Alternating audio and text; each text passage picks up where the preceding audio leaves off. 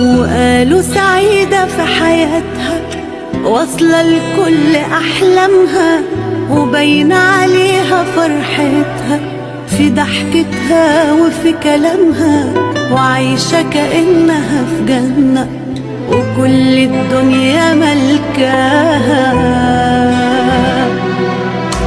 وقالوا عنيدة وقوية ما بيأثرش شيء فيها، محدش في الحياة يقدر يمشي كلمته عليها. هتحلم ليه وتتمنى، مفيش ولا حاجة ناقصاها.